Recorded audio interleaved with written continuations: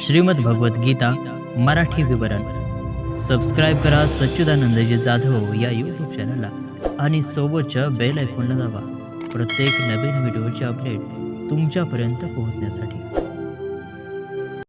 पुंडलिक वरदा हरी विठ्ठल श्री ज्ञानदेव तुकाराम गोपाल कृष्ण भगवान की जय।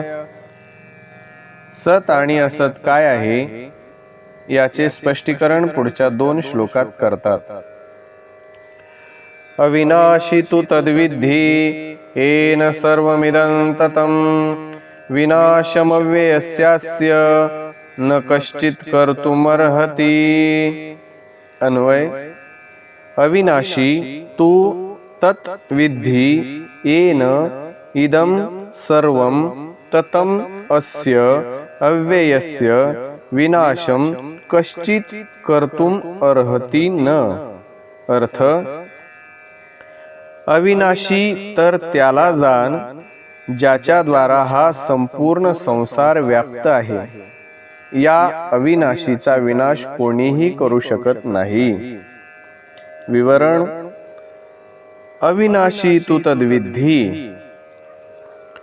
पूर्व श्लोकात ज्या सत असत विषयी म्हटले होते त्यापैकी प्रथम सतची व्याख्या करण्यासाठी तू पद आले आहे। त्या अविनाशी तत्वाला तू समजून घे असे म्हणून भगवंतांनी त्या तत्वाला परोक्ष दाखविले आहे। परोक्ष दाखविण्याचे तात्पर्य की इदंतेने दिसणाऱ्या या संपूर्ण संसारात ते परोक्ष तत्वच व्याप्त आहे, परिपूर्ण आहे। वास्तविक जे परिपूर्ण आहे तेच आहे आणि जो संसार समोर दिसत आहे तो नाहीच। या ठिकाणी तत्पदाने सत तत्वाला परोक्ष रीतीने म्हणण्याचे तात्पर्य हे नाही की ते तत्व फार दूर आहे, तर ते अंतःकरण आणि इंद्रियांचा विषय नाही म्हणून त्याला परोक्ष रीतीने म्हटले आहे। येन सर्वमिदं ततं। येन सर्वमिदं ततं हे पद गीतेत 3 वेळा आले आहे। त्यापैकी येथे 17व्या श्लोकामध्ये हे पद शरीरीसाठी आले आहे की या शरीरीने हा संपूर्ण संसार व्यापलेला आहे। ही गोष्ट सांख्य ज्ञान योगाच्या दृष्टिकोनातून सांगितली आहे। दुसऱ्या वेळी हे पद 8व्या अध्यायाच्या 22व्या श्लोकात आले आहे। तेथे असे म्हटले आहे की ज्या ईश्वराने हा संसार व्यापलेला आहे तो अनन्य भक्तीने प्राप्त होऊ शकतो। म्हणून भक्तीचे वर्णन असल्याने उपर्युक्त पद ईश्वराविषयी आले आहे। तिसऱ्या वेळी हे पद 18व्या अध्यायाच्या 46व्या श्लोकात आले आहे। तेथे असे म्हटले गेले आहे की ज्याने हा संसार व्यापलेला आहे त्याचे 4 वर्णांनी आपापल्या कर्माद्वारा पूजन करावे। हे वर्णनही भक्तीच्या दृष्टिकोनातूनच आले आहे। 9व्या अध्यायाच्या 4थ्या श्लोकात राजविद्याचे वर्णन करीत असताना भगवंतांनी मया ततमिदं सर्वं पदातून म्हटले आहे की हा संपूर्ण संसार माझ्याने व्यापलेला आहे। अशा प्रकारे 3 ठिकाणी तर येन पद देऊन त्या तत्वाला परोक्ष रूपाने सांगितले आहे आणि एका ठिकाणी अस्मत् शब्द मया देऊन स्वतः भगवंतांनी अपरोक्ष रूपाने आपले वर्णन केले आहे। येन सर्वमिदं ततं ज्याला परोक्ष म्हटले आहे त्याचेच वर्णन करीत आहेत की हा सर्वच्या सर्व संसार त्या नित्य तत्वाने व्याप्त आहे। जसे सोन्याच्या घडलेल्या दागिन्यात सोने, लोखंडापासून तयार केलेल्या शस्त्रास्त्रांत लोखंड, मातीपासून तयार झालेल्या भांड्यात माती आणि पाण्यापासून तयार झालेल्या बर्फात पाणीच पाणी व्याप्त आहे, तसेच संसारात ते सत तत्वच व्याप्त आहे। म्हणून वास्तविक या संसारात ते सत तत्वच जाणण्यायोग्य आहे। विनाशमव्ययस्यास्य न कश्चित कर्तुमर्हति। हा शरीरी अव्यय अर्थात अविनाशी आहे। या अविनाशीचा कोणी विनाश करूच शकत नाही। परंतु शरीर विनाशी आहे कारण ते नित्य आहे, निरंतर विनाशाकडे वाटचाल करीत आहे। म्हणून या विनाशीच्या विनाशाला कोणी रोखूही शकत नाही। तुला असे वाटते की मी युद्ध नाही केले तर हे मरणार नाहीत, परंतु वास्तविक पाहता तुझ्या युद्ध करण्याने अथवा न करण्याने या अविनाशी आणि विनाशी तत्वामध्ये काहीही फरक पडणार नाही। अर्थात अविनाशी तर राहीलच आणि विनाशीचा नाश होणारच। येथे अस्य पदाने सत तत्वाला इदंतेने म्हणण्याचे तात्पर्य की क्षणाक्षणाला बदलणाऱ्या शरीरात जी सत्ता दिसते ती याच सत तत्वाचीच आहे। माझे शरीर आहे आणि मी शरीरधारी आहे असे जे आपल्या सत्तेचे ज्ञान आहे त्यालाच उद्देशून भगवंतांनी येथे अस्य पद दिले आहे। परिशिष्ट भाव। व्यवहारात आपण म्हणतो की हा मनुष्य आहे, हा पशु आहे, हा वृक्ष आहे, हे घर आहे इत्यादी। तर यात मनुष्य, पशु, वृक्ष, घर इत्यादी तर पूर्वीही नव्हते, नंतरही राहणार नाही आणि वर्तमानातही प्रत्येक क्षणाला अभावात जात आहेत। परंतु यात आहे रूपाने जी सत्ता आहे ती सदा जशीच्या तशी राहते। तात्पर्य हे आहे की मनुष्य, पशु, वृक्ष, घर इत्यादी तर संसार आहे आणि आहे अविनाशी आत्मतत्व आहे। म्हणून मनुष्य, पशु, वृक्ष, घर इत्यादी तर वेगवेगळे झाले, परंतु ह्या सर्वात आहे हा एकच राहिला। ह्याप्रमाणेच मी मनुष्य आहे, मी देवता आहे। येन सर्वमिदं ततं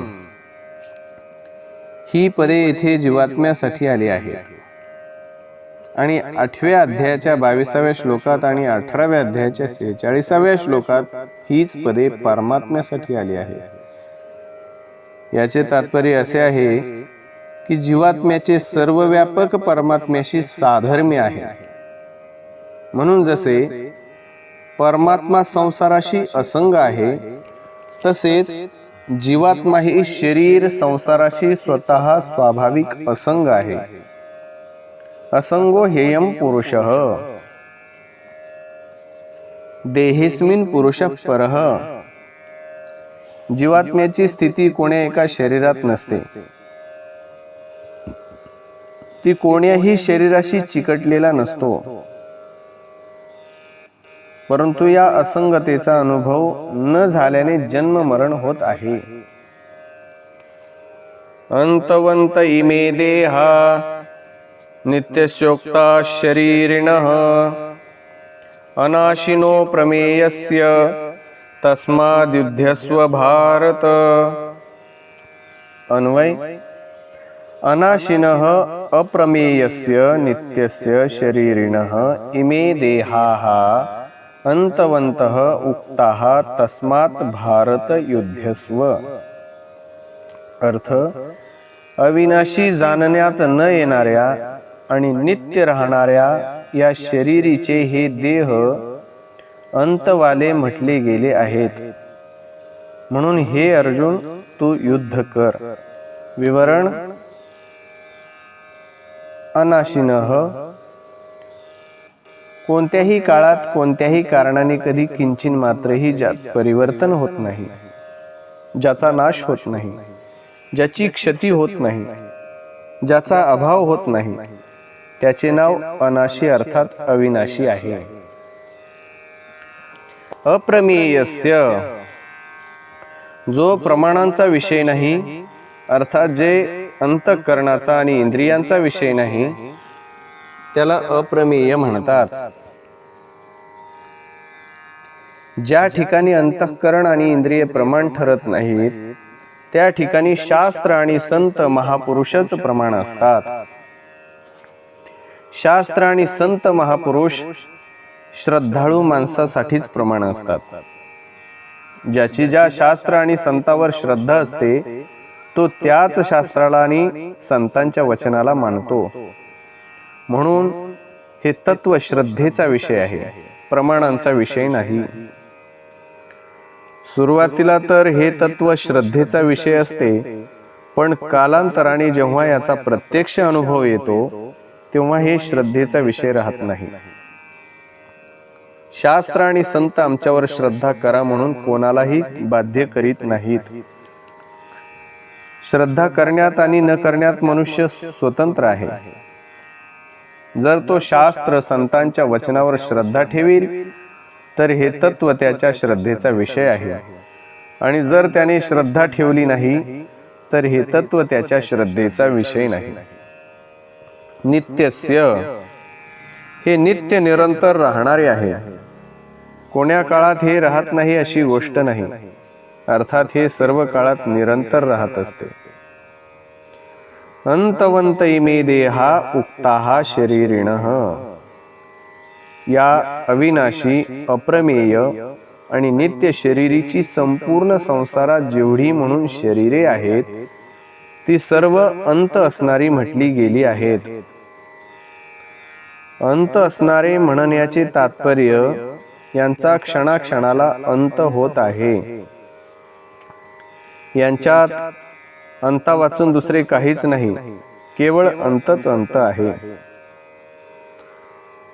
उपर्युक्त पदात शरीरीसाठी तर एक वचन दिले आहे आणि शरीरासाठी अनेक वचन दिले आहे. याचे एक कारण तर हे आहे की प्रत्येक जीवाचे स्थूल, सूक्ष्म आणि कारण ही 3 शरीरे असतात. दुसरे कारण असे आहे की संसाराच्या संपूर्ण शरीरात एकच शरीरी व्याप्त आहे. पुढे 24व्या श्लोकात सुद्धा याला सर्वगतः पदाने सर्वात व्यापक सांगतील. हा शरीरी तर अविनाशी आहे आणि याची म्हणविली जाणारी संपूर्ण शरीरे नाशवान आहेत. जसे अविनाशीचा कोणी विनाश करू शकत नाही, तसे नाशवानाला कोणी अविनाशी बनवू शकत नाही. नाशवानाचा तर विनाशीपणाच नित्य राहील, अर्थात त्याचा नाश होणारच. विशेष गोष्ट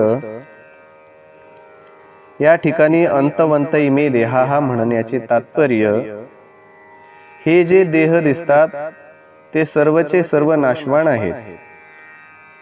पण हे देह कुणाचे आहेत?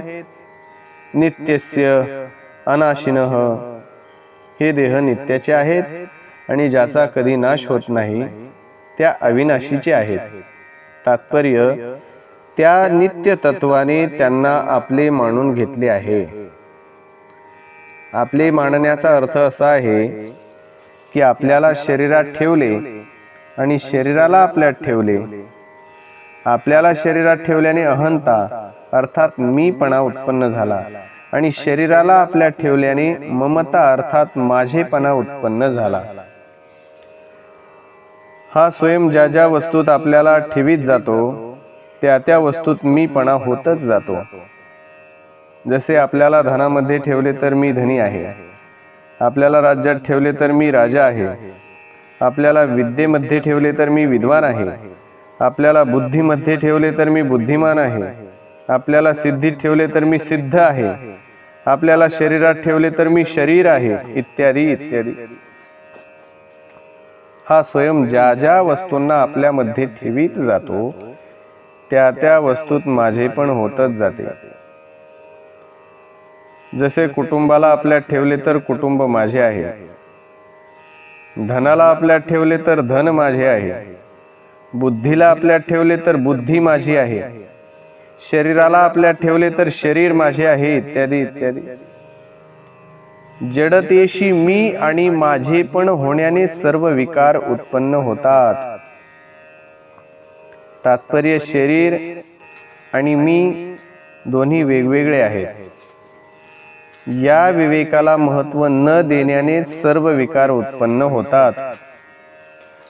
परंतु जे या विवेकाचा आदर करतात, महत्व देतात ते पंडित असतात. असे पंडित लोक कधी शोक करीत नाहीत. कारण सत सतच आहे आणि असत असतच आहे याचा त्यांना योग्य अनुभव होतो. तस्मात युध्यस्व. भगवान अर्जुनाला आज्ञा देतात की सत असतला योग्य समजून तू युद्ध कर, अर्थात प्राप्त कर्तव्याचे पालन कर.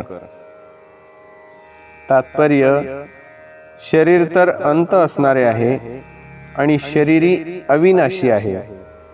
या दोन्ही शरीर शरीरीच्या दृष्टीने शोक होऊच शकत नाही, म्हणून शोकाचा त्याग करून युद्ध कर. विशेष गोष्ट, येथे 17व्या आणि 18व्या या 2 श्लोकात विशेषतेने सत्तत्वाचे विवेचन केले आहे.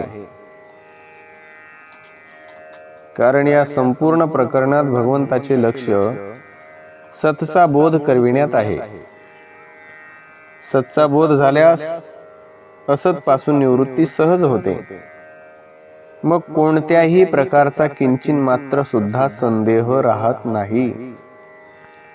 अशा प्रकारे सतचा अनुभव करून निसंशय होऊन कर्तव्याचे पालन करावे. या विवेचनाने ही गोष्ट सिद्ध होते की सांख्ययोग आणि कर्मयोगात कोणत्याही विशेष वर्ण आश्रमाची आवश्यकता नाही. आपल्या कल्याणासाठी मग सांख्ययोगाचे अनुष्ठान करा की कर्मयोगाचे अनुष्ठान करा, यात मनुष्याची पूर्ण स्वतंत्रता आहे. परंतु व्यावहारिक काम करण्यात वर्ण आणि आश्रमानुसार शास्त्रीय विधानाची अत्यंत आवश्यकता आहे. म्हणूनच तर येथे सांख्ययोगानुसार सत असतचे विवेचन करून भगवान युद्ध करण्याची, अर्थात कर्तव्य कर्म करण्याची आज्ञा देत आहेत. पुढे 13व्या अध्यायात जेथे ज्ञानाच्या साधनाचे वर्णन केले गेले आहे, तेथेही असक्तिरणभिष्वंग पुत्रदार गृहादिषु म्हणून पुत्र, घर, स्त्री इत्यादींच्या आसक्तीचा निषेध केला आहे. जर संन्याशीच सांख्ययोगाचे अधिकारी असते तर पुत्र, स्त्री, घर इत्यादी पासून आसक्तीरहित होण्यासाठी म्हणण्याची आवश्यकताच नव्हती. कारण संन्याशाला पुत्र, स्त्री, घर इत्यादी नसतेच. अशा प्रकारे गीतेवर विचार केल्याने सांख्ययोग आणि कर्मयोग दोन्हीही परमात्म प्राप्तीची स्वतंत्र साधने सिद्ध होतात. ती कोण्या वर्ण आणि आश्रमावर किंचिन मात्र सुद्धा अवलंबून नाहीत. परिशिष्ट भाव. भगवंताने आपल्या उपदेशाच्या आरंभी गतासून आणि अगतासून दोन्ही प्राण्यांना अशोच्य सांगितले. पुढे 12व्या-13व्या श्लोकात गतासून याला अशोच्य सांगण्यासाठी सतचे वर्णन केले आणि 14व्या-15व्या श्लोकात अगतासून याला अशोच्य सांगण्यासाठी असतचे वर्णन केले. मग सत आणि असत दोन्हींचे वर्णन 16व्या श्लोकात केले. त्यानंतर सतच्या भावाचे आणि असतच्या अभावाचे विवेचन मुख्य रूपाने 17व्या-18व्या श्लोकात करून एक प्रकरण पूर्ण करतात. जरी भाव आत्म्याचाच आहे, शरीराचा नाही, तरी मनुष्याकडून ही चूक होते की तो प्रथम शरीराला पाहून मग त्यात आत्म्याला पाहतो. प्रथम आकृतीला पाहून मग भाव पाहतो. वर लावलेली पॉलिश कुठपर्यंत टिकेल? साधकाने विचार करावा की आत्मा पहिला होता अथवा शरीर पहिले होते. विचार केल्यावर सिद्ध होते की आत्मा अगोदर आहे, शरीर नंतर आहे. भाव अगोदर आहे, आकृती नंतर आहे. म्हणून साधकाची दृष्टी प्रथम भावरूप आत्मा अथवा स्वयंकडे जावी, शरीराकडे नाही. अशा प्रकारे या श्लोकापर्यंत शरीरीला अविनाशी जाणणाऱ्या विषयी म्हटले. आता तीच गोष्ट अन्वय व्यतिरेक पद्धतीने दृढ करण्यासाठी जे शरीरीला अविनाशी जाणत नाहीत त्यांच्याविषयी पुढील श्लोकात सांगत आहेत, ते आपण पुढील भागात पाहूयात. पुंडलिक वरदा हरी विठ्ठल. श्री ज्ञानदेव तुकाराम. गोपाल कृष्ण भगवान की जय.